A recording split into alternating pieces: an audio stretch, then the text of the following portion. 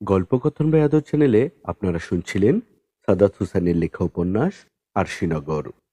আজ শুনবেন ষষ্ঠ পর্ব। আমার বাড়ির বান্দি আসিলি তোর মায় আর তুই। এখন খুব লাট বাহাদুর হইছস না? দেখি তুই কত বড় বাহাদুর হইছস। মুজিবুর মিয়া ঠান্ডা গলায় বলল, আমারে নিয়ে যা বলার বলেন চাচা, আমার মায়েরে নিয়ে কিছু বললেন না। লতো হলদার লাফ দিয়ে তার সামনে এসে দাঁড়ালো। তারপর আগের মতোই উত্তেজিত গলায় বলল, কেন? বললে কি করবি? কি করবি? হ্যাঁ, তোর মাঝে আমার বাড়ি মাইন্দার খাটছে, এইটা এই গ্রামের সকলেই জানে। মুজিবুর মিয়া হাতের খাতাটা রেখে চুপচাপ লতো হাওলাদারের মুখের দিকে তাকিয়ে রইল।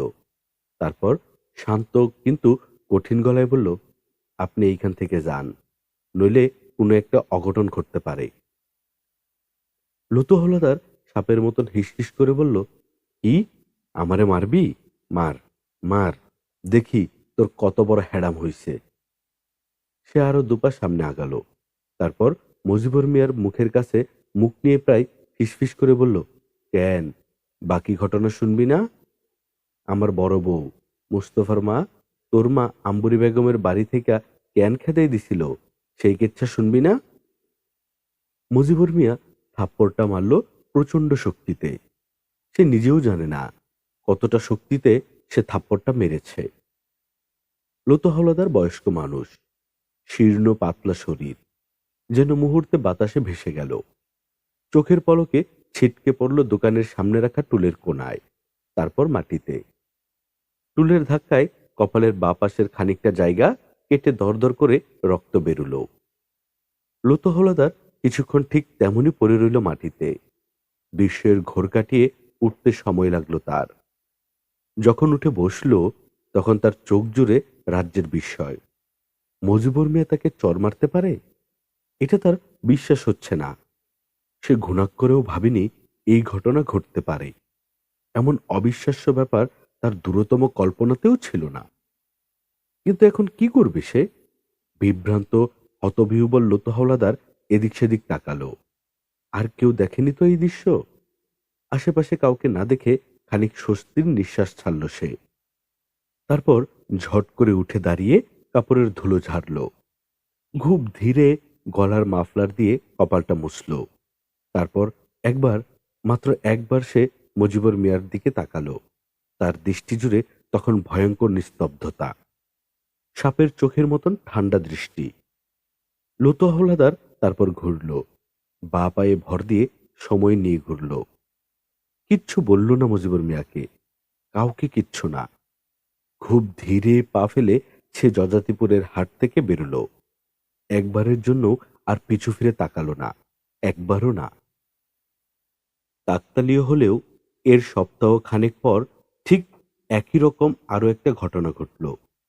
লাইলি শেষ রাতের দিকে মুজিবুর মিয়াকে ঘুম থেকে ডেকে তুলে বলল, আমি স্বপ্ন দেখছি, ভালো স্বপ্ন। মুজিবুর মিয়া ঘুম জড়ানো গলায় বলল, সকালে বইল, এখন ঘুমাও। লাইলি কঠিন গলায় বলল, না, এখনই শুনতে হইব। মুজিবুর মিয়া রাজ্যের বিরক্তি নিয়ে উঠে বসল। লাইলি বলল, আমি স্বপ্ন দেখছি আমার পোলা হইব। মুজিবুর মিয়া হাই তুলতে তুলতে বলল, ভালো স্বপ্ন, শেষ রাইতের স্বপ্ন সত্য হয়, তোমার স্বপ্ন সত্য হইব। লাইলি বলল, কি বিষয়? আপনার কথা শুনে মনে হইল আপনি খুশি হন নাই। মুজিবুর মিয়া বলল, খুশি হব না কেন? পোলা মাইয়া যাই হোক, সন্তান হইব, এইটাই তো বাপ মায়ের জন্য খুশির খবর। লাইলি কিছুক্ষণ চুপ করে থেকে বলল, না, পোলার মাইয়া এক জিনিস না। পোলা হন মানে সে বংশের বাতি, বংশের পরিচয়। মুজিবুর মিয়া আবারও হাই তুলল। আচ্ছা, বুঝছি, চলো এখন ঘুমাই, সকাল সকাল অনেক কাজ আছে আমার। লাইলি বলল, না, এখন ঘুমান যাইব না, আপনার সঙ্গে আমার জরুরি কথা আছে।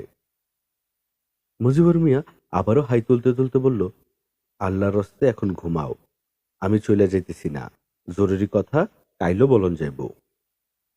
লাইলি কঠিন গলায় বলল, না, এখনই বলতে হইব। প্রবল বিরক্তি নিয়ে উঠে বসলো মুজিবুর মিয়া। বলো তোমার জরুরি কথা। লাইলি সঙ্গে সঙ্গে কিছু বলল না। খানিকক্ষণ অন্ধকারে থম মেরে থেকে বলল, আপনার জমি জমা নাকি সবকিছু আরশির নামে? মুজিবুর মিয়া বলল, এই কথা তোমারে কে বলল? লাইলি বলল, যেই বলুক, কথা সত্য কিনা। মুজিবুর মিয়া বলল, ঘরের মেয়ে ছেলেদের সঙ্গে আমি জমি জমা ধন সম্পত্তি নিয়ে কথা বলি না। তোমার থাকা খাওয়া ভরণ পোষণের বিষয়ে যদি কোনো সমস্যা থাকে সেইটা আমারে বলবা, আমি দেখব। লাইলি যেন অন্ধকারে সাপের মতন ফেনা তুলল। ঘরের মেয়ে ছেলে না, আমি এখন এই বংশের পোলার মা। এইগুলা আমার জানার দরকার আছে। আমার পোলা এই বংশের বাতি। সবকিছুতে তার অধিকার হইব আগে, তারপর অন্য কেউয়ের। মুজিবুর মিয়া যথেষ্ট বিস্মিত হয়েছে।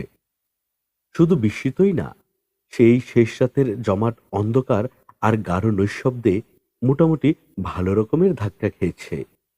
সে বলল, লাইলি, আমার সন্তানদের নিয়ে চিন্তা ভাবনা আমারে করতে দাও। তোমার চিন্তা তুমি করো। লাইলি খপ করে মুজিবুর মিয়ার বাহু ধরল। তার হাতের নখ ঢুকে যাচ্ছে মুজিবুর মিয়ার বাহুর মাংস চিরে, কিন্তু সেদিকে তখন তার কোনো খেয়াল নেই। সে এবার গলার স্বর উঁচু করে বলল, আমার চিন্তাই আমি করতেছি। সব দরদ তো ওই এক মায়ের জন্য। আমি কি বুঝি না? আমি সব বুঝি। আমারে আনছেন তো খালি শরীরের গরম কমানোর জন্য। কিন্তু লাইলিরে আপনি চেনেন নাই। লাইলি কিন্তু কচি মাইয়া না। যা বোঝাইবেন সে তাই বুঝবে। এইটা ভাবলে ভুল করবেন। মুজিবুর মিয়ার হঠাৎ রাগ উঠে গেল। কিন্তু পাশের ঘরে আম্বরী বেগম শুয়ে আছেন, আরশি শুয়ে আছে। এই মুহূর্তে উচ্চবাক্য করা যাবে না। সে গলা নামিয়ে বলল, দেখো লাইলি, তুমি খামোকা চিন্তা করতেছ। আমি শুধু আরশির কথা কেন ভাবব? তোমার পেটে যে আইতেছে সেও তো আমার সন্তান। আমি একজনের জন্য আরেকজনকে ঠকাবো কেন? এইটা কোন ধরনের কথা? আরশির নামে যা আছে আছে, এর বাইরেও তো আমার কিছু আছে নাকি? লাইলি বলল, অত কিছু আমার বোঝনের কিছু নাই। আরশি মাইয়া মানুষ, তার সম্পত্তির কি দরকার? 2 দিন পর বিয়া দিলে শ্বশুরবাড়ি যাইব, শেষ। আপনি কাইলি ওর নামে যা আছে সেইগুলা আমার পেটের সন্তানের নামে লিখে দিবেন। এবার সত্যি সত্যি রাগ লাগছে মুজিবুর মিয়ার। সে কড়া গলায় বলল, পেটের সন্তানের নামেও জমি লিখা দেওয়া যায় নাকি? লাইলি বলল, যায়। আমি না যাই না শুই না কথা বলি না। মুজিবুর মিয়া বলল, এত কিছু তোমারে কে বলল লাইলি? লাইলি বলল, কে বলল সেইটা তো আপনার জানানোর দরকার নাই। আপনার যেটা বলছি আপনি সেইটা করেন। আমার কথা কিন্তু একটা, আর এই সম্পত্তি আপনারও না। এই সম্পত্তিতে আপনার চাইতেও আমি আর আমার সন্তানের হক বেশি। মুজিবুর মিয়া অবাক গলায় বলল, মানে? লাইলি বলল, আমার বাপের টাকা দিয়া ট্রলার কিনছেন, সেই ট্রলারের টাকায় সম্পত্তি জুড়ছেন। এই সম্পত্তিতে আমার হক সবচেয়ে বেশি। আর আরশির নামে যা যা করছেন তার দাম আপনার বাদবাকি সবকিছুর চাইতেও কয়েক গুণ বেশি। এইগুলো আমি জানি না ভাবছেন? লতু হাওলাদারের কাছ থেকে যেই জমি কিনছেন, ওই জমির দাম, আড়তের দাম, এইগুলা হইছে সোনার খনি। আপনি কাইলি এইগুলা লেখাদনের ব্যবস্থা করবেন, এই আমার এক কথা। মুজিবুর মিয়া সঙ্গে সঙ্গেই কোনো কথা বলল না। সে বিস্ময়ে হতভম্ব হয়ে গেছে। সে হঠাৎ তুমি থেকে তুইতে নেমে এলো। আগে আমারে বল, এইসব কথা তোরে কে শিখাই দিছে? কে ঢুকাইছে তোর মাথায়? কে বলছে এইগুলা তোরে? লাইলি বলল, যেই বলুক, আমারে চিনতে ভুল কইরেন না আপনি। আমি কিন্তু মাইয়া ভালো না। এইটা স্টিমার ঘাটার সকলে জানে। আমি ভালো হওয়ার জন্যই আপনার সঙ্গে আইছি। আমারে খারাপ বানায়েন না। মুজিবুর মিয়ার মাথায় হঠাৎ রক্ত চড়ে গেল। সে অন্ধকারে সপাটে চর বসালো লাইলির গালে। লাইলি ছিটকে পড়ল বিছানায়। মুজিবুর মিয়া গেঞ্জিটা টেনে নিয়ে দরজা খুলে পা বাড়ালো প্রায় সকাল হয়ে আসা আবছা ভোরের আলোতে। একবারও পেছন ফিরে তাকালো না সে। পেছনে ফিরে তাকালে মুজিবুর মিয়া হয়তো দেখতে পেত ঘরের এই অন্ধকারেও লাইলির চোখ দুখানা ভাটার আগুনের মতো গনগন করে জ্বলছে। আম্বরী বেগম সেই লাশের কথা কাউকে বলেননি। খুব কষ্টে আটকে রেখেছিলেন পেটে। বাড়ির কাছেই জঙ্গলের ভেতর একটা মানুষের লাশ পড়ে আছে, সেটা জেনেও কাউকে কিছু না বলে 2-3টা দিন কাটিয়ে দেওয়া সহজ কথা না। আম্বরী বেগম রাতে ঘুমাতে পারতেন না। অদ্ভুত এক ভয় গেড়ে থাকতো বুকের ভেতর। সারাদিন কাজের ফাঁকেও তিনি অবচেতনভাবেই কান খাড়া করে থাকতেন ওই পরিত্যক্ত বাড়ির জঙ্গলের দিকে। যদি কিছু শোনা যায়, যদি কেউ লাশটা পায়। অবশেষে লাশটা পাওয়া গেল তার 3 দিন পর। লাশ পচে তখন তীব্র গন্ধ ছড়াচ্ছে। জজাতিপুরের হাটে নেওয়ার পর জানা গেল এই লাশ এই গায়ের কারো না, একে কেউ চেনেও না। কিন্তু কথা হলো, চেনা জানা নেই এমন একজন মানুষের লাশ এই গায়ে এমন পরিত্যক্ত বাড়িতে কেন থাকবে? আর জজাতিপুরে লাশ পড়ার ঘটনা নেই বললেই চলে। এককালে চর দখলে লড়াই হতো, তখন গুন্ডায় গন্ডায় লাশ পড়ত। অবশ্য তা পড়ত প্রকাশ্যে। কিন্তু এমন গুপ্ত হত্যা? পুরো গায়ে যেন আতঙ্কের শীতল স্রোত বয়ে গেল। খুন, জলজন্ত একটা মানুষ খুন হয়ে গেল, অথচ কেউ জানলো না, শুনলো না। এমনকি এত বড় গায়ের কেউ তাকে চেনেও না। লাশটাকে অজ্ঞাত হিসেবেই মাটি দেওয়া হলো। থানা পুলিশ পর্যন্ত হলো না। জানাজার নামাজ পড়লেন ইমাম আকরাম হোসেন। ইমাম সাহেবের তখন থাকার নতুন জায়গা হয়েছে। এতদিন তিনি মসজিদেই থাকতেন। এর বাড়ি থেকে টিফিন ক্যারিয়ারে করে খাবার দিয়ে যাওয়া হতো। কিন্তু মোস্তফা বিদেশে যাওয়ার পর থেকে লুতু হাওলাদার তার বাড়ির দহলিজ ঘরে ইমাম সাহেবকে লজিং থাকার স্থায়ী ব্যবস্থা করে দিয়েছে। লাশ মাটি দেওয়ার সপ্তাহখানেক বাদে এক গভীর রাতে ইমাম সাহেবের লজিং বাড়ির দরজায় ঠক ঠক শব্দ হলো। ইমাম সাহেবের অভ্যাস রাতে তাড়াতাড়ি শুয়ে পড়া, কিন্তু বেশ কদিন ধরেই শুয়ে পড়ার সঙ্গে সঙ্গেই তিনি ভয়াবহ সব দুঃস্বপ্ন দেখছেন। ঘুম ভাঙছে চিৎকার করে। এই জন্য তিনি ঠিক করছেন ঘুমাবেন গভীর রাত করে। তার আগে বসে বসে কোরআন তেলাওয়াত করবেন। আজও বসে বসে কোরআন তেলাওয়াত করছিলেন। এই সময় ঠক ঠক শব্দ। ইমাম সাহেব খানিক বিস্মিত হলেন। এত রাতে কে? তিনি দরজা খুলে অবাক হয়ে দেখলেন 2 অচেনা নারী দাঁড়িয়ে আছে। একজন মা, একজন মেয়ে। তারা এসেছে সপ্তাহখানেক আগে অজ্ঞাত হিসেবে মাটি দেওয়া সেই লাশের খোঁজে। মেয়েটার নাম আমেনা। আমেনার স্বামী দীর্ঘদিন বিদেশ ছিল। সে দেশে এসেছে মাস 3 হয়। দিন 10 আগে বাড়ি থেকে তার স্বামীকে ডেকে নিয়ে গিয়েছিলেন কয়েকজন লোক। তারপর থেকে আর তার স্বামীর কোনো খোঁজ নেই। গতকাল সকালে জজাতিপুরে অজ্ঞাত লাশ পাওয়ার খবর শুনে বহুদূরের মিয়াপুর গ্রাম থেকে এসেছে তারা। মোগলগঞ্জের কাছাকাছি মাইল 5 উত্তরে মিয়াপুর গ্রাম। মুজিবুর মিয়ার নানা শ্বশুর বাড়িও সেই গ্রামে। নীলুফা বানু সেখানেই তার নানা বাড়িতে বড় হয়েছে। তার মৃত্যুর পর তাকে কবরও দেওয়া হয়েছে সেইখানে। যদিও মুজিবুর মিয়া কখনো সেই গ্রামে যায়নি। কোনো এক অজানা কারণে নীলুফা বানুর মা, নানা জাহাঙ্গীর মাতব্বর কিংবা মামাদের কাউকেই ঠিক পছন্দ করে উঠতে পারেনি মুজিবুর মিয়া। ফলে মিয়াপুর গ্রামে কখনো যাওয়া হয়নি তার। নীলুফা বানুর নানা বাড়ির কারো সঙ্গে তার কোনো সম্পর্কও নাই। নীলুফা বানুর মৃত্যুর পর সেই সম্পর্ক তো পুরোপুরি নাই হয়ে গেছে। খুবই অদ্ভুত ব্যাপার, মিয়াপুরের কথা শোনা মাত্রই এইসব কথাই প্রথম মাথায় এলো ইমাম আকরাম হোসেনের। তিনি অবাক গলায় বললেন, এই গ্রামের মুজিবুর মিয়ার নানা শ্বশুর বাড়িও তো মোগলগঞ্জে, মাতব্বর বাড়ি। আমেনা কিংবা আমেনার মা কেউই এই কথার জবাব দিল না। তবে লতু হাওলাদারের ততক্ষণে ঘুম ভেঙে গেছে। এত রাতে দহলিজ ঘর থেকে নারী কণ্ঠের শব্দ। লতু হাওলাদার ভারী অবাক হয়েছে। সে সদ্য ঘুম ভাঙা চোখে গুটি গুটি পায়ে দহলিজের কাছাকাছি এসে অন্ধকারে গা ঢাকা দিয়ে সে যতটুকু শুনল তাতে কিছু ঘটনা তার কাছে পরিষ্কার হলো না। মোগলগঞ্জের মিয়াপুর থেকে জজাতিপুর আসতে বড়জোর একদিন লাগার কথা, কিন্তু গতকাল সকালে খবর পেয়ে এরা এসে পৌঁছেছে আজই গভীর রাতে। কারো স্বামী মারা যাওয়ার ভয় কিংবা চিন্তা থাকলে লাশ পাওয়ার খবর জানার সঙ্গে সঙ্গে রওনা হয়ে যাওয়ার কথা, কিন্তু এরা এত দেরি করলো কেন? আর যদি দেরি হয়েও থাকে, এরা ইমাম সাহেবের কাছে কেন এসেছে? মুজিবুর মিয়ার সঙ্গে এদের কোনো সম্পর্ক নেই তো? অনেকগুলো প্রশ্ন নিয়ে লতু হাওলাদার দহলিজ ঘরে ঢুকল। দুজন আতঙ্কিত এবং ভীত সন্ত্রস্ত নারীকে রাতের বাকিটা সময় সে কঠিন জেরার মধ্যে রাখল। ঘটনা পরিষ্কার হলো ফজরের আজানের পরপর। পূব আকাশ কেবল ফর্সা হয়ে এসেছে। ঠিক সেই মুহূর্তে দেখা গেল কৌতূহলোদ্দীপদক এক দৃশ্য। লতু হাওলাদারের বাড়ির পেছনের খোলা ফসলের মাঠ দিয়ে 4টি ছায়ামূর্তিকে তার বাড়ি লক্ষ্য করে হেঁটে আসতে দেখা গেল। ছায়ামূর্তিদের সবার গায়েই কালো চাদর।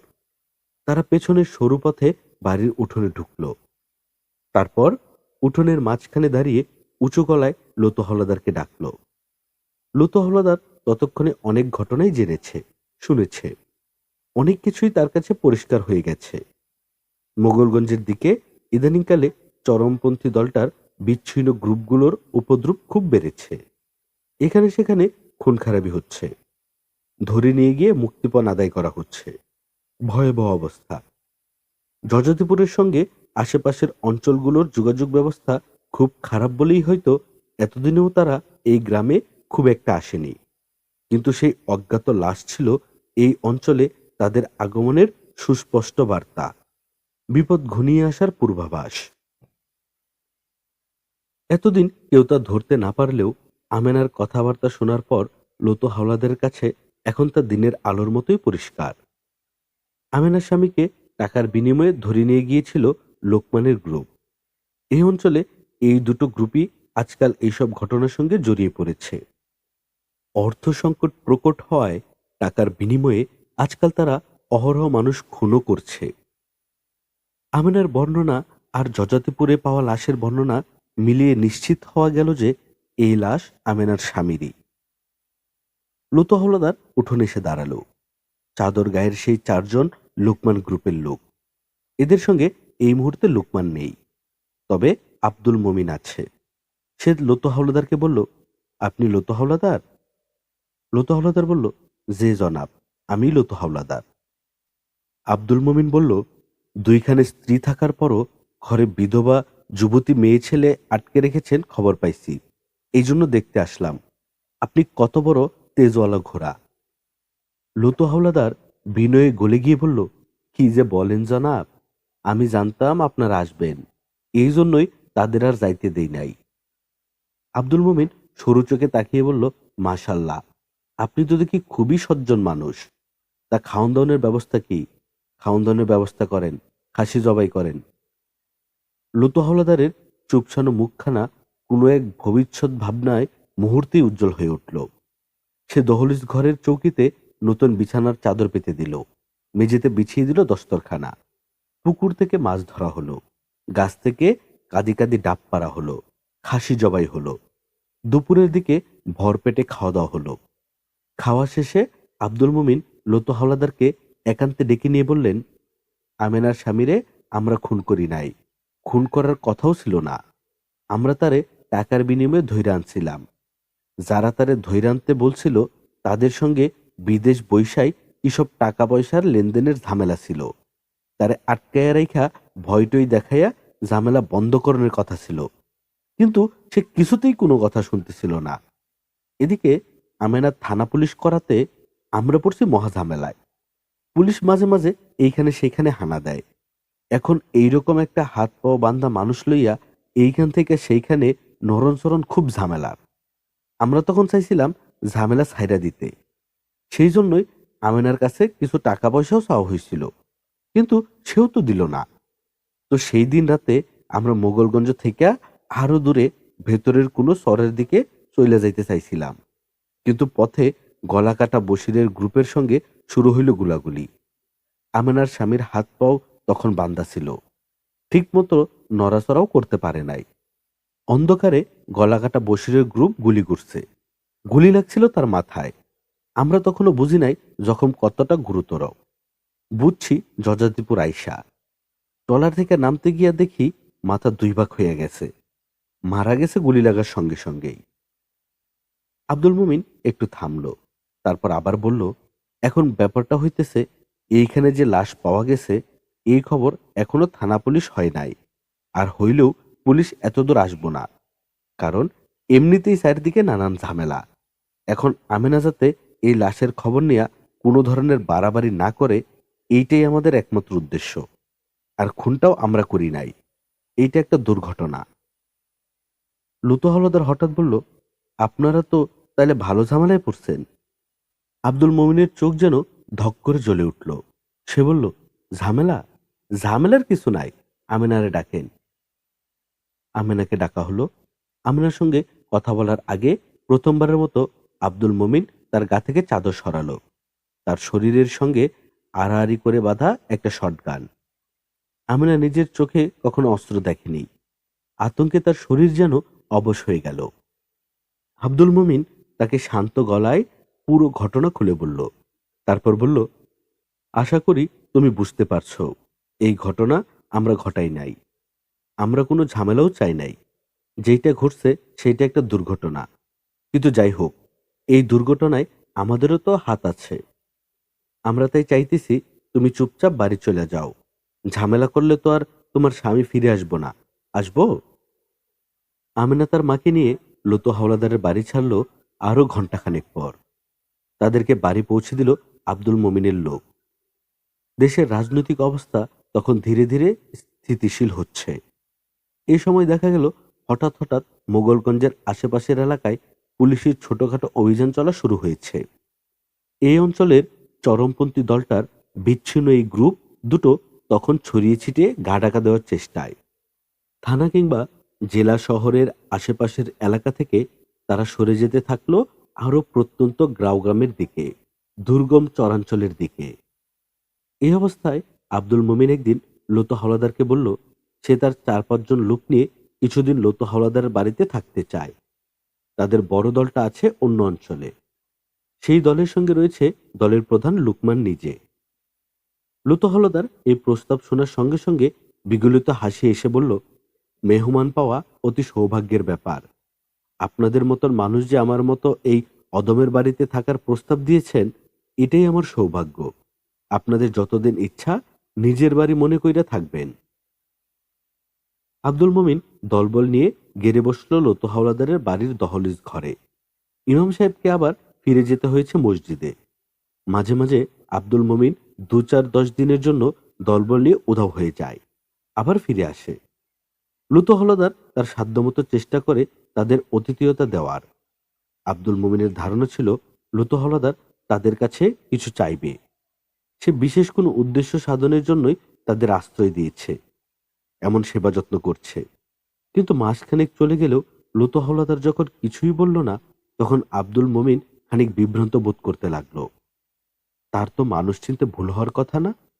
তাহলে মিলি শুয়েছিল অবেলায়। ঘুম ভাঙতেই দেখে সকাল তার মাথার নিচ থেকে বালিশ টেনে নিয়ে তার উপর ঘোড়ায় চড়ার ভঙ্গি করে বসে আছে, আর মুখে অদ্ভুত উচ্চারণে টকবক টকবক শব্দ করছে। সকালের বয়স এখন 4। মিলিকে চোখ মেলতে দেখেই সে বলল, আমি ভেবেছি তুমি মরে গেছ। মিলি চোখ সরু করে তাকালো। কি বলছো এইসব? সকাল বলল, হুম। মিলির মন খারাপ হয়ে গেল। সকাল পেটে আসার পর থেকেই এই একরূপ হয়েছে তার। যখন তখন মন খারাপ হয়ে যায়, কান্না পেয়ে যায়। এমন হয়ে গেল কেন সে? সে তো আগে কখনোই এমন ছিচকাদনে ছিল না। তার এই স্বভাব আরো বেড়েছে সকাল হওয়ার পর থেকে। সকাল যত বড় হচ্ছে, মিলির এই অতি স্পর্শকাতর মনোভাব তত বাড়ছে। তবে তার এই স্পর্শকাতরতার পুরোটা জুড়েই শুধু সকাল। একবার খোলা দরজা পেয়ে হামাগুড়ি দিয়ে সামনের মাঠে বেরিয়ে গিয়েছিল সকাল। উল্টে পড়ে গিয়ে ইটের টুকরোয় সামান্য আঘাতও পেয়েছিল। এই ঘটনার পর মিলি চাকরি বাকরি ছেড়ে দিয়ে পুরোপুরি গৃহিণী হয়ে গেল। যদিও সুজাতা রানী থাকার কারণে তাকে বলতে গেলে ঘরের কাজ কিছুই করতে হয় না, কিন্তু তার সমস্যা হচ্ছে সে সকালকে ছেড়ে এক মুহূর্তও থাকতে পারে না। তাকে কিছুক্ষণ না দেখলেই তার দমবন্ধ লাগে, হাঁসফাঁস লাগে, সারাক্ষণ ভয় হতে থাকে। এই বুঝি সকালের কিছু হলো। আজ সকালকে নিয়ে খেলতে খেলতেই সে অবেলায় ঘুমিয়ে পড়েছিল। ঘুমের ভেতর একটা বাজে স্বপ্নও দেখেছে সকালকে নিয়ে। এটা অবশ্য নতুন কিছু নয়। সে রোজই সকালকে নিয়ে উল্টোপাল্টা স্বপ্ন দেখে। সবচেয়ে বেশি দেখে খোলা দরজা দিয়ে সকাল ঘর থেকে বের হয়ে যাচ্ছে, তাকে কেউ আটকাচ্ছে না, এবং পরে সকালকে আর খুঁজে পাওয়া যাচ্ছে না। কিন্তু আজ খুব বেশি মন খারাপ হয়েছে সকালের কথায়। সে চোখ মেলে তাকাতেই সকাল বলল সে ভেবেছে মিলি মারা গেছে। কিন্তু মা মারা গেলে ছেলের উচিত কান্নাকাটি করা, কষ্ট পাওয়া। কিন্তু সকালের ভেতর সে এমন কিছুই দেখল না, বরং সে মনের আনন্দে ঘোড়া চালাচ্ছিল। মিলির মাঝে মাঝে মনে হয় সে ছাড়া জগতের আর সবকিছুর জন্যই সকালের টান আছে। এই ভেবে সে মনে মনে ভীষণ কষ্টও পায়। কিন্তু কি করবে? সকাল এখনো এইটুকু এক বাচ্চা ছেলে, তার উপর কষ্ট পেয়ে কি হবে? তবে মিলির বিশ্বাস সকাল যত বড় হবে মায়ের কষ্ট সে ততই বুঝবে। কিন্তু আজ তার একটু বেশি মন খারাপ হলো। সে বলল, মা মারা গেলে তুমি একটুও কষ্ট পাবে না বাবা? সকাল নির্বিকার ভাবে বলল, পাবো তো। মিলি বলল, কিন্তু মা মরে গেছে ভেবেও তুমি তো একটুও কষ্ট পাচ্ছ না, মনের আনন্দে ঘোড়া চালাচ্ছ। সকাল বলল, এটা পঙ্কিরাজ ঘোড়া মা। দিদিমা যে বলল দুষ্টু দত্তরা মানুষের আত্মা নিয়ে গিয়ে আটকে রাখে, তখন রাজপুত্তুর পঙ্খিরাজ ঘোড়ায় করে গিয়ে নিয়ে আসে। আমি তো সেই জন্যই যাচ্ছি। কিন্তু দেখো তো মা, আমার ঘোড়াটা না কিছুতেই উড়ছে না। এইটুকু এক কথা, কিন্তু তাতেই মিলির চোখে পানি এসে গেল। সকাল তার কথা ভেবেই দিদিমার কাছে শোনা রূপকথার গল্পের মতন পঙ্খিরাজে চড়ে মায়ের আত্মা ফিরিয়ে আনতে যেতে চাচ্ছিল। ইস, এইটুকু বাচ্চা একটা ছেলে, কিন্তু কি সুন্দর ভাবনা, আর মার জন্য কি টান। মুহূর্তেই মিলির মন ভালো হয়ে গেল। সে সকালকে খপ করে টেনে ধরে বুকের মধ্যে নিয়ে নিল। তারপর দলাই মলাই করে চুমু খেতে থাকলো। বাকিটা দিন তার কাটলো প্রজাপতির মতন, ফুলে ফুলে, রঙে রঙে, উড়ে উড়ে। সুকরঞ্জন ডাক্তার বহুদিন গায়ে যান না। বহুদিন মানে সত্যিকার অর্থেই বহুদিন, 7-8 মাসের কম হবে না। বাড়িঘরে তালা মেরে এসেছেন সেই কবে। তার বুকের ভেতরটা কেমন শুকিয়ে থাকে। এই শহর তার ভালো লাগে না, কিন্তু উপায় কি? হঠাৎ করে গ্রামগঞ্জে যা শুরু হয়েছে তাতে তিনি নিজেই যেতে ভরসা পান না। আর সুজাতা রানী তো আছেনই, তিনিও পই পই করে বলে দিয়েছেন আপাতত আর মালোপাড়ায় নয়। ফলে তার কাজের মধ্যে কাজ হলো সকালে ঘুম থেকে উঠে পার্কে হাঁটতে যাওয়া, বাসায় এসে পত্রিকা পড়া, আর সারাদিন ঘরে বসে থাকা। নাতি সকালকে খুব একটা কাছে পান না। মিলি পুরোটা সময় তাকে আষ্টেপৃষ্টে আগলে রাখে। সুকরঞ্জন ডাক্তার বহুদিনের পুরনো ডাক্তার, তিনি অনেক কিছুই হুট করে ধরে ফেলতে পারেন। ইদানিং তার মাঝে মাঝেই মনে হয় মিলি কি অসুস্থ? এই অসুস্থতা শারীরিক না, মানসিক। তার চোখের দিকে তাকালে সুকরঞ্জন ডাক্তার বিষয়টা টের পান। কেমন ঘোর লাগা এক দৃষ্টি, এক মুহূর্তের জন্য সকালকে চোখের আড়াল হতে দিতে চায় না। বিষয়টা সুকরঞ্জন ডাক্তার কাউকে বলেনও নি। তবে তিনি গভীরভাবে মিলির দিকে খেয়াল করেন। দিন দিন তার আশঙ্কা তীব্র থেকে তীব্রতর হচ্ছে। মিলি হুট করে চাকরি ছেড়ে দিল। আজকাল বলতে গেলে সে তার রুম থেকে বেরি হয় না।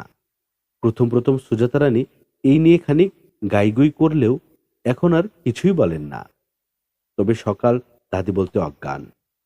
সে সবচেয়ে বেশি ভালোবাসে তার দাদিকে। দাদি থাকলে তার আর কিছুই চাই না। মিলি চাইলেই তার সকালকে পুরোপুরি নিজের কাছে রাখতে পারে না। দাদির কাছে আসতে চাইলে তাকে আটকে রাখার সাধ্য কারও নেই। এই নিয়ে সুজাতা রানীর মনে আলাদা একটা তৃপ্তি আছে, খানিক চাপা অহংকারও আছে। মিলি আজকাল মাঝে মাঝেই অদ্ভুত অদ্ভুত সব কাজ করে বসে।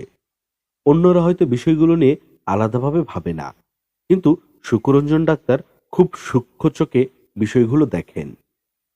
আজ আশিস বাসায় ফিরল গভীর রাতে। সে মিলিকে ডাকলও না, একা একা খেয়ে ঘুমিয়ে পড়ল। পরদিন অফিস ছিল না বলে তার ঘুম ভাঙল দেরি করে। কিন্তু উঠে দেখে বাসায় হুলস্থুল কাণ্ড। রাতে বাসায় ঢুকে সে দরজা বন্ধ করতে ভুলে গিয়েছিল। নিশ্চয়ই বড় কোনো বিপদ হতে পারত, কিন্তু হয়নি। মিলি এই নিয়ে সারাদিন নানা কাণ্ড করল।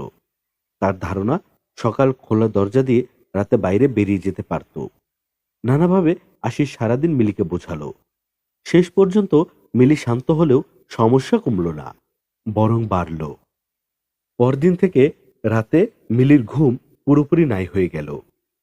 সে মিনিট 10 পর পর ঘুম থেকে উঠে দরজা বন্ধ কিনা দেখতে যায়। তাকে হাজারবার বুঝিয়েও কোনো লাভ হলো না। সারা রাত জেগে সে দরজা পাহারা দিতে থাকলো আর দিনভর ঘুমোতে থাকলো। এতে সুজাতা রানীর অবশ্য সুবিধা হয়েছে। তিনি দিনের পুরোটা সময় সকালকে কাছে পাচ্ছেন, কিন্তু ক্রমশই চিহ্নিত হয়ে উঠেছেন সুকরঞ্জন ডাক্তার। তিনি একদিন চুপি চুপি আশিসকে বললেনও। আশিস বলল, কি করব বাবা? সুকরঞ্জন ডাক্তার বলল, আমার কাছে অস্বাভাবিক লাগছে বিষয়টা, তোর কাছে লাগছে না? আশিস খানিক চুপ থেকে বলল, একদমই যে লাগছে না তা নয়, কিন্তু তোমার মতো করে ভেবে দেখিনি।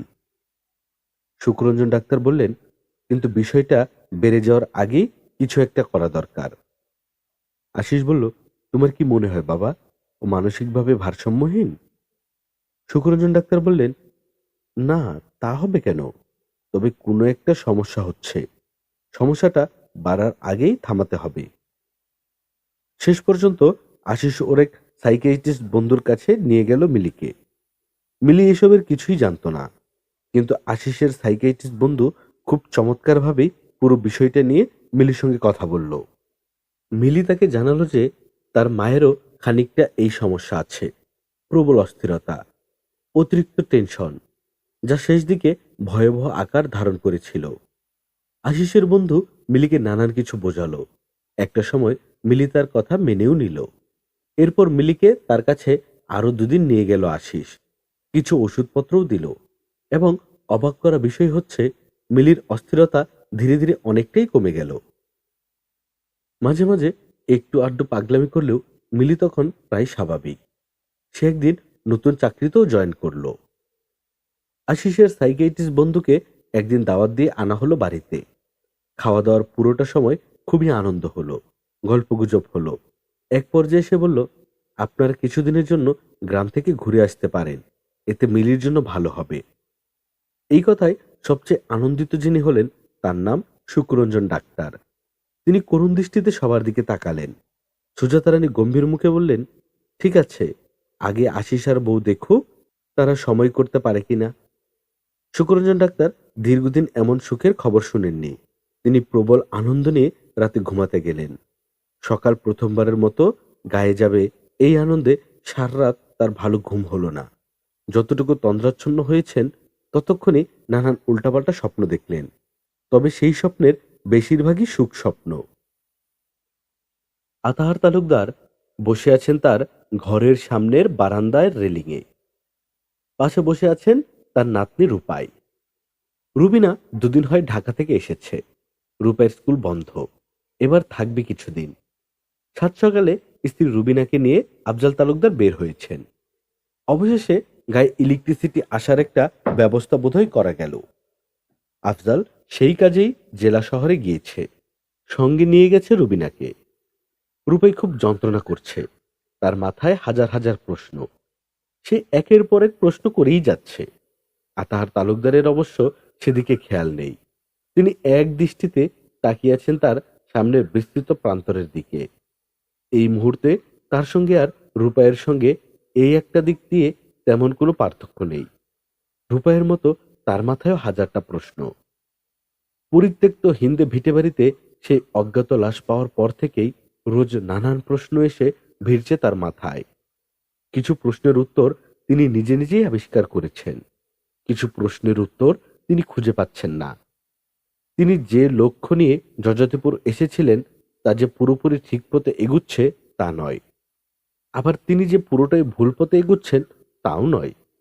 তার ইচ্ছে ছিল যযাতিপুর লোকসমাগমের কেন্দ্রবিন্দু হয় এমন একটা জায়গায় ব্যবস্থা করা এবং নিয়ন্ত্রণটা তার হাতে রাখা। তিনি খুব সফলভাবে সেটা করতে পেরেছেন। হাটটা জমে উঠেছে, পাশে নদী থাকায় ধীরে ধীরে বড় বন্দর হওয়ার দিকেও এগিয়ে যাচ্ছে। এখন এই হাটের উপরই বলতে গেলে পুরোপুরি নির্ভরশীল হয়ে উঠেছে এই এলাকার মানুষ। শুধু এই এলাকার নয়, যযাতিপুরের আশেপাশের মানুষও। তিনি হাটের কোনো নাম দেননি। লোকজন যযাতিপুর হাট বললেও আতাহার তালুকদারের বা তালুকদার হাট নামেও পরিচিত হয়ে উঠেছে জায়গাটা। এটা তার পরিকল্পনা সফল হয়ে ওঠার একটা বড় উদাহরণ। তিনি জানেন এই হাট টিকে থাকবে সহস্র বছর, সঙ্গে টিকে থাকবেন তিনিও, তালুকদার বংশও। তিনি এখন চেষ্টা করছেন নদীর ওপারের মাইল সাতেক রাস্তার একটা অনুমোদন নেওয়ার। সমস্যা হচ্ছে সরকারের ক্ষমতা বদলেছে। নতুন যারা এসেছে তাদের অনেকের সঙ্গেই তার চেনা জানা নেই। আফজাল একা কতদূর কি করতে পারবে তা তিনি জানেন না। তবে আফজালের চেনা জানা কিছু বন্ধু বান্ধব তো আছেই, দেখা যাক কি হয়। কিন্তু লাশের ঘটনা কি?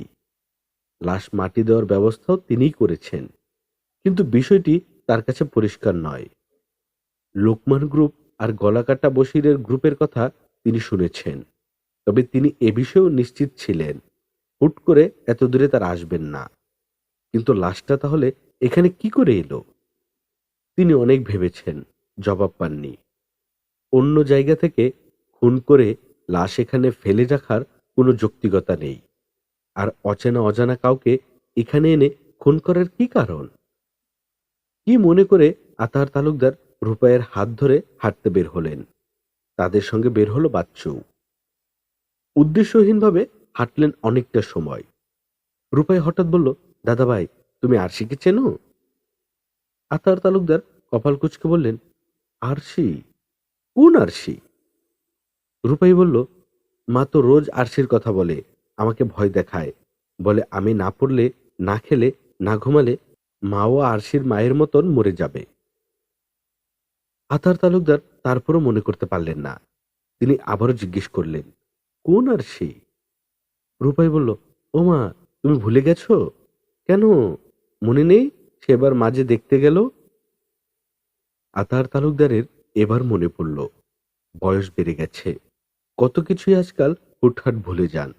তিনি বললেন, হ্যাঁ, চিনব না কেন? রূপাই বলল, তুমি কি জানো ও আমার বন্ধু? অবশ্য রাগী বন্ধু, ও কারোর সঙ্গেই কথা বলে না। আতাহার তালুকদার বললেন, ও তোমার বন্ধু হতে যাবে কেন? ও থাকে এখানে, আর তুমি থাকো শহরে। তাছাড়া এক দুই দিনের পরিচয়ে কেউ কারো বন্ধু হয় না। রূপাই কিছু বলতে যাচ্ছিল, এই মুহূর্তে লোকগুলোকে চোখে পড়ল আতাহার তালুকদারের। আর আর এই ক্ষেতের আইল ধরে হেঁটে যাচ্ছে 10-12 জন লোক। ভোর হলেও রোদ উঠে গেছে, কিন্তু এই অসময়েও মানুষগুলোর গায়ে চাদর। আতাহার তালুকদার বাচ্চুকে ডেকে বললেন, এরা কারা? বাচ্চু বলল, বুঝতেছি না স্যার, আগে তো কোনোদিন দেখছি বলে মনে পড়ে না। আতাহার তালুকদার বললেন, এদের ডাকো। বাচ্চু গলার স্বর উঁচু করে তাদের ডাকল, কিন্তু তারা কেউ সেই ডাকে সাড়া দিল না। বাচ্চু বলল, স্যার, আমি দৌড়ে যাব, গিয়ে ডাইকে নিয়ে আসবো? আতাহার তালুকদার বলল, না, কিন্তু খোঁজ লাগাও, এরা কারা। বাচ্চু সন্ধ্যা নাগাদ খোঁজ বের করে ফেলল। আতাহার তালুকদার খবর শুনে কপাল কুঁচকালেন। আফজাল আর রুবিনা জেলা শহর থেকে ফিরেছে। তিনি তাদের দুজনকেই ডাকলেন। আতাহার তালুকদার আফজালকে বললেন, ইলেকট্রিসিটির বিষয়টা কনফার্ম হওয়ার পরই তুমি ঢাকা চলে যাবে। আফজাল তালুকদার বলল, এখানে কাজ শেষ বাবা? আতাহার তালুকদার বললেন, আপাতত শেষ। নেক্সট সেন্ট্রাল ইলেকশনটা গুরুত্বপূর্ণ, আমার টার্গেট ছিল ওটাই। এই বিশাল অঞ্চলের মানুষের কাছে ভোট চাওয়ার কিছু কারণ এখন আমাদের আছে। নদীর ওপারের রাঙ্গা রোড পর্যন্ত রাস্তাটা করে ফেলতে পারলে সেই কারণটা আরো জোরালো হতো। তুমি ওটার জন্য ঢাকায় বসেই চেষ্টা করো। রুবিন হঠাৎ বলল, কোনো সমস্যা বাবা? আতাহার তালুকদার খানিকক্ষণ থম মেরে থেকে বললেন, না, সমস্যা না, তবে যেটা বলছি সেটা করো। সেই রাতে আতাহার তালুকদার তার বাড়ির সামনে বাচ্চুর সঙ্গে আরো 4 জনকে পাহারায় বসালেন। তিনি জেগে রইলেন সারা রাত। কিন্তু ঘটনা ঘটল পরদিন রাত 9টা-10টার দিকে ইমাম আকবর হোসেন গিয়ে হাজির হলেন তালুকদার বাড়ির গেটে। বাচ্চু বলল, এত রাতে কি চান? ইমাম সাহেব বললেন, তালুকদার সাহেবের বিপদ, তার সঙ্গে আমি একটু কথা বলবো। বাচ্চু বলল, সকালে আসেন, সে এখন ঘুমায়। ইমাম সাহেব বললেন, এখন ঘুমানোর সময় না, জায়গা থাকানোর সময়, তারে খবর দাও, জরুরি। বাচ্চু কি করবে ভেবে পাচ্ছিল না। এই সময় আতাহার তালুকদার নিজ উপর থেকে ডাক দিলেন, বাচ্চু ইমাম সাহেবকে নিয়ে আতাহার তালুকদারের কাছে গেল। আতাহার তালুকদার ঠান্ডা চোখে ইমাম সাহেবকে পর্যবেক্ষণ করলেন। তারপর বললেন, বলেন ইমাম সাহেব। ইমাম সাহেব খানিক দম নিয়ে বললেন, আপনার বড় বিপদ তালুকদার সাহেব। লতু হাওলাদার আপনার খুন করার পরিকল্পনা করতেছে। শুধু আপনারই একা না, এইখানে আপনার পরিবারে যারা আছে সবাইরেই। আতার তালুকদার এই খবর আশা করেননি। তিনি ভেতরে ভেতরে রীতিমতো বড়সড় একটা ধাক্কা খেয়েছেন। লতু হাওলাদার কেন তাকে খুন করার পরিকল্পনা করবে? লতু হাওলাদারের সঙ্গে তার তো কোনো ঝামেলা নেই। তিনি নিজেকে সামলে নিয়ে বললেন, ঘটনা খুলে বলেন। ইমাম সাহেব বললেন, আশেপাশের যেই সব এলাকায় চরাঞ্চলে আপনার জমি জিরাত নিয়ে দ্বন্দ্ব ছিল, এরা সবাই এক হইছে। এদের সবাইরে গত মাস দুই ধইরা এক করতেছিল লতু হাওলাদার। এরা সবাই জানে মামলা মোকদ্দমা কইরা এইসব জমি আপনার কাছ থেকে তারা নিতে পারবো না। তার উপর এদের অনেকের হাতেই এখন নানাভাবে কাঁচা পয়সা আছে। এরা এখন যে কোনো উপায়েই হোক শুধু জমি বাড়াইতে চায়। কিন্তু এইটাও জানে আপনি কোনোদিনও জমি বেচবেন না। এতদিন আপনি ঢাকা ছিলেন, সবারই ধারণা ছিল আপনি আর এলাকায় আসবেন না। কিন্তু এখন তো দেখা যাইতেছে উল্টা ঘটনা। এদিকে আপনার ছেলে আফজাল সাহেবরে আপনি গ্রামে আইনা যেই সব কাজ করতেছেন, তাতে দিনকে দিন তারা আরো ভয় পাইতেছে। লতু হাওলাদার এতদিন ধইরা এইসব বুঝাইছে, তাদেরকে এক করছে। আতার তালুকদার ঠান্ডা গলায় বললেন, এত কিছু আপনি জানলেন কি করে? আর আমার যদি ভালোই চান, তাহলে এইসব বলতে আজেলেন কেন? এতদিন কি করেছেন? ইমাম সাহেব বললেন, যা জানার আজকেই জানছি। এর আগে লুকমান গ্রুপের কয়েকজন লোক মাঝে মাঝে লতু হাওলাদারের বাড়িতে থাকতো, কিন্তু সেইটার সঙ্গে আপনার কোনো সম্পর্ক আছে এইটা আমি ভাবি নাই। কিন্তু আজ সব পরিষ্কার হইল। আমি এতদিন থাকতাম মসজিদে, জরুরি এক কাজে এশার নামাজ শেষ করে বাড়িতে গেছি। গিয়ে দেখি বাড়ি ভর্তি লোক, কমপক্ষে 10 জন হইব। সবাই লোকমান গ্রুপের। এরা এখন আছে নানান বিপদে, হাতে টাকা পয়সাও নাই। ফলে পয়সার জন্য হেন কোনো কাজ নাই যা এরা এখন করতে পারে না। আর এই সুযোগটাই নিছে লতু হাওলাদার। সে তাদের বুঝাইছে, এই এলাকায় আপনার কাছে যত নগদ টাকা পয়সা আছে তা আর কারো কাছে নাই। আপনারে খুন করতে পারলে এদের আর পয়সার চিন্তা করতে হইব না। আর পুরো কাজ হলে তারাও তো টাকা দিব। আতাহার তালুকদার মিনিট খানেক চুপ করে বসে রইলেন। তারপর নরম গলায় বললেন, ইমাম সাহেব, আমি এখন কি করব? ইমাম সাহেব সঙ্গে সঙ্গে জবাব দিলেন না। অনেকক্ষণ চুপ করে থেকে বললেন, আল্লাহ পাক মানুষের ভালো কাজের খুব গুরুত্ব দেন তালুকদার সাহেব। প্রতিদানও দেন। কর্ম কখনো বিফলে যায় না। আতাহার তালুকদার ইমাম সাহেবের কথা বুঝতে পারলেন না। তিনি বললেন, এখন এই কথার মানে কি ইমাম সাহেব? আপনার কথা আমি কিছুই বুঝতে পারছি না। ইমাম সাহেব বললেন, আপনার বুঝতে হইব না তালুকদার সাহেব। আপনি সবাইরে রেডি হইতে বলেন। এক্ষুনি জজতপুর ছাড়তে হইব। আমি আসতেছি। আতাহার তালুকদারকে কিছু বলার সুযোগ না দিয়েই বাতাসের বেগে বেরিয়ে গেলেন ইমাম আকরাম হোসেন। আতাহার তালুকদার বুঝতে পারছিলেন না এই বিপদে তিনি কি করবেন। তিনি নিজের জন্য চিন্তা করেন না, তার চিন্তা রুবিনা, আফজাল আর রূপাইয়ের জন্য। কিন্তু ইমাম সাহেবকে কি বিশ্বাস করা ঠিক হচ্ছে? তালুকদার সাহেব আর ভেবে সময় নষ্ট করলেন না। আফজালকে ডেকে পুরো ঘটনা খুলে বললেন। প্রয়োজনীয় জিনিসপত্র গোছগাছ করতে বললেন। ঘণ্টাখানেক পর ইমাম সাহেব হাজির হলেন মুজিবুর মিয়াকে সঙ্গে নিয়ে। আতাহার তালুকদার অবাক চোখে ইমাম সাহেবের দিকে তাকিয়ে রইলেন। ইমাম সাহেব বললেন, মুজিবুর মিয়ার টলার নিয়ে মনাই ঘাটে অপেক্ষা করতেছে। আপনারা তাড়াতাড়ি বাইর হন। মুজিবুর মিয়া আর আমিও আপনাদের সঙ্গে যাব। মোগলগঞ্জ পর্যন্ত পৌঁছেই দিয়ে আসব। আতাহার তালুকদার কিছু বলতে গিয়েও থেমে গেলেন। ইমাম সাহেবই বললেন, তালুকদার সাহেব, আল্লাহ পাক মানুষের ভালো কাজের প্রতিদান দেন। সেই দিন রুবিনা আম্মাজান মুজিবুর মিয়ার মাইয়া আরশির জন্য যা করছে, রাত দিন বিপদ আপদ না ভাইবা যেমন ছুটে গেছিল, আর আজ মুজিবুর মিয়া ঠিক একইভাবে ছুটে আসছে। মুজিবুর মিয়া 2 দিন পর এই এত রাইতে কেবলমাত্র মোগলগঞ্জ হাট থেকে ট্রলার নিয়ে ফিরছে। আমি তার বাড়িতে গিয়ে দেখি সে ভাত খাইতে বসছে, কিন্তু ঘটনা শোনা মাত্র সে ছুটে আসছে, ভাতও খায় নাই। আল্লাহ পাকের কি চমৎকার হিসাব।